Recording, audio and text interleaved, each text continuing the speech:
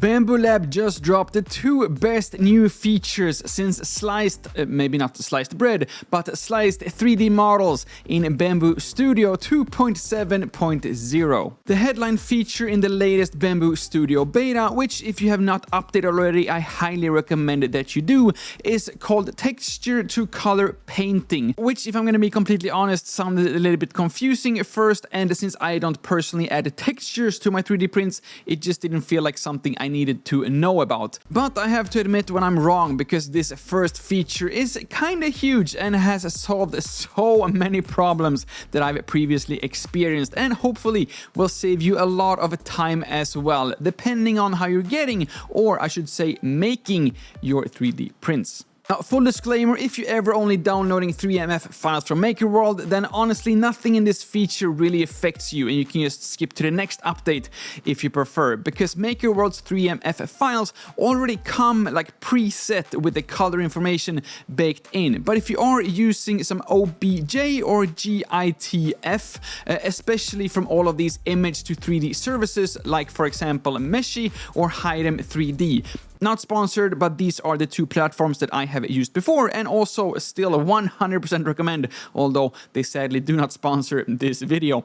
Then you're gonna love this update. Or if you're just getting started designing your own models with, for example, Tinkercad, then instead of using the STL export option, all you have to do is to swap to OBJ, and those 3D models will now keep the color and I guess technically also the texture information when you do get into Bambu Studio. And once inside Bambu Studio, you can select the number of colors you want to use, and Bambu Studio will do an automatic color mapping for you, very similar to the Mesh Graffiti workflow I already talked about here on the channel. This means no repainting by hand, or I guess no manual coloring in Bambu Studio, at least not as much coloring in Bambu Studio that we had to do before. Just import and it's done. But if you are importing like straight from, for example, Hidem 3D that I took this little design from, you will quickly realize that Hidem 3D is not necessarily optimized for a limited number of colors 3D printing, but this is where that color matching comes into Bambu Studio. But if you are, for example, limiting it to, I guess, 4 colors, which is like the most common setup with just one AMS, then the original color that you have had from, for example, Hidem 3D in this case, may look like a little bit weird. And in addition to this, if you would go ahead and print this 16 color print in this case, you would spend literally days trying to get this one single print created, which is only like 100 millimeter tall, so it's not like a massive print to begin with.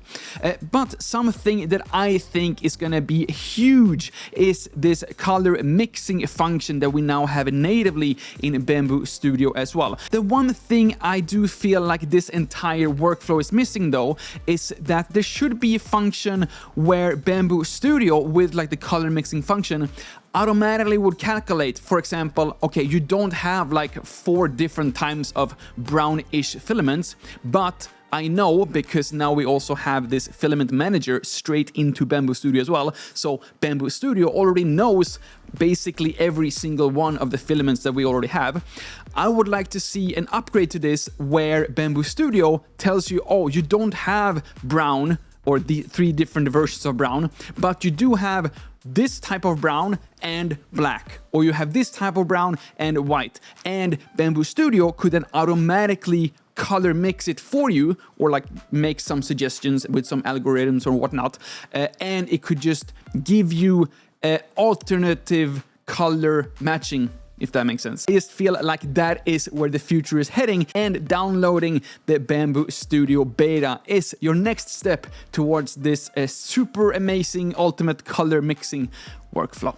Now, the next update is not really a new function as much as it is nice to have updates, so we will cover this a little bit faster. Bambu Studio has had a mesh defect detector for a while, which scans the model for issues before you're slicing it, so you know if you will have any issues or not. Again, this is more relevant if you're printing your own 3D models that you have designed yourself, or maybe importing something from outside of MakerWorld, since most of the MakerWorld designs have already gone through this process within Bambu Studio when the designer created and uploaded the design. So us end users, or I guess end printers, shouldn't have any issues like this if the original designer has done their job. But with that said, in Bambu Studio 2.7.0, this detector got even smarter with two main updates. First one is improved detection accuracy for non-manifold edges, which I'm gonna be completely honest again and tell you that I have no idea what that means, but I think that is when 3 or more faces of your 3D model meet at the same edge, which is something that 3D printing slicers really don't like. But the 2.7 detector is now more accurate at finding them, which I guess means fewer print failures. Honestly, not sure. Future will tell, but hopefully we will have even fewer issues moving forward. The second update is that open edges are now counted as their own separate category, and an open edge is just a hole in your mesh or in your design that are less serious issues than the non-manifold edges. And now with the 2.7 update, these are being treated as different items as well in the slicer. Okay, that is enough with the boring updates. Let's go back to the big features. If you somehow has missed the entire color mixing update in Bambu Studio, then first go back and watch my previous video, especially the part where I talk about the gradient feature, because now in 2.7.0 we're getting a, I guess, pretty nice per part gradient feature addition to the color mixer. Up until now, if you put multiple parts on the same plate and use the gradient mode, they all share one single gradient across the entire plate's said height. So a small object would only show a thin slice of the gradient, and a tall object would show the entire gradient, which sometimes might be exactly what you want, but most of the time I think that would just look a little bit weird. But now we do have a new option called Enable Per Part Gradient Effect inside the Mixed Filament Gradient settings, which gives each part on the plate its own complete gradient. Every part transitions within itself from its own bottom to its own top. To me, this just feels like this should have been the default setting all along, since the main feature of a gradient setting is to have an actual gradient. But this new setting is still off by default, so if you do want to use it, you do need to go into the mixed filament gradient settings and turn it on. And speaking about turning on, something that turns me on is my absolute favorite feature in this entire update, and that is that painted colors are now preserved after plane cut. I cannot tell you how many times I have almost used the plane cut feature to, for example, split a part in two so I can make an even larger, twice as big as my build plate print. But then realizing that as soon as I cut an object in Bambu Studio, somehow and for some reason I still don't really understand, the color information has just disappeared until now. Because now in 2.7, the painted color information is still there even after a plane cut. And I don't know about you, but for me this is literally the difference between I'm never gonna use this function again and now this function is finally useful, and I cannot wait until making massive, enormous cut up prints. One thing to keep in mind though is that minor alignment differences may appear on painted facets near the cut surface. Now, I have not actually had time to try out this function myself because we're in the middle of tax season here in Taiwan, and actually all my printers have been running 24/7 to prepare for my first weekend 3D market, which actually was not a 3D market, it was a Sweden Day celebration here in Taiwan. So me and my lovely wife spent the entire weekend of just talking 3D printing. Actually, the main purpose was to actually sell some prints at this little Sweden Day trade show slash fair, but we did the maybe mistake or maybe just brilliant decision to bring one of our 3D printers there to show how the process actually looks like. And so many people who had they had heard about 3D printing, but they had never seen an actual 3D printer or like a 3D print being made.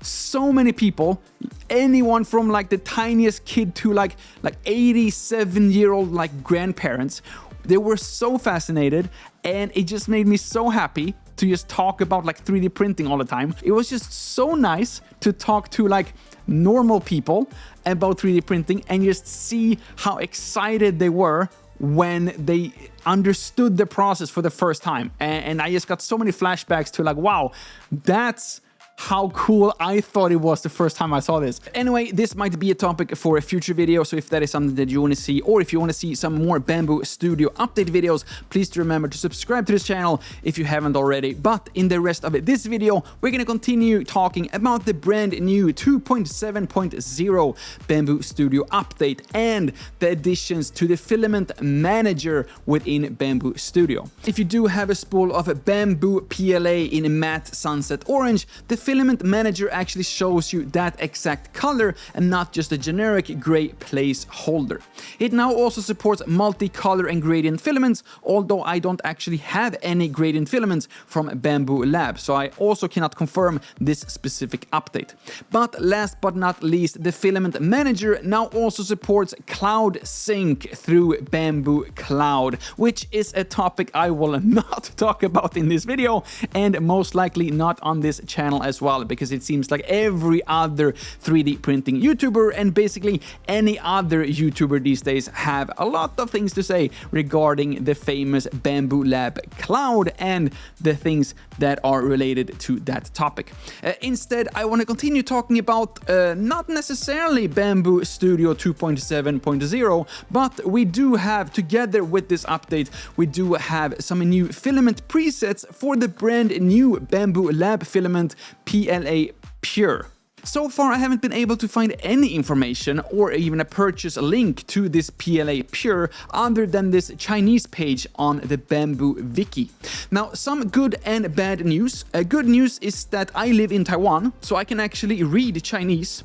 Bad news is that I live in Taiwan, so I can only read traditional Chinese and not simplified Chinese. But basically, from what I'm understanding, this is pure PLA without any extra additives, meaning that the material is considered food safe, at least according to several different EU and international regulations, but Bambu Lab themselves include a pretty big disclaimer at the end of the page saying that although this product has passed relevant food content compliance tests at the raw material and printed part levels, the quality and safety of the finished products are highly dependent on the user's equipment conditions, printing environment, operating methods, and post-processing techniques. So please do take this news with a grain of salt that you may or may not have spooned up with a 3D printed salt spoon made of PLA Pure, depending on your own preference or I guess trust in the 3D printing process. For more information regarding food safe 3D printing, you might want to check out the product page of PLA Pure when or if this gets released internationally. And with that, we are done with all, or at least the main updates for this Bambu Studio 2.7 beta update. And I personally think that only the plain cut feature itself is worth the beta risk, if there is such a thing, just to get access to all these features as soon as possible. And speaking about as soon as possible, I will of course release my next couple of videos as soon as possible as well. I have been falling behind a little bit this past week or month, which I do apologize for, but now we are back here in the studio and ready to create tons of different videos about anything 3D printing related, with the next thing coming up might be a FlashForge Creator 5 review. And if you have any specific questions regarding Creator 5 or FlashForge or tool changers versus like Bambu Lab printers, please do let me know and I will make sure to include those either in the review or get back to your specific question personally as well. With that said, thank you all so much for watching. My name is Lukas. Start with L as in like, ends with S as in subscribe. Please do both, and see you all in the next one.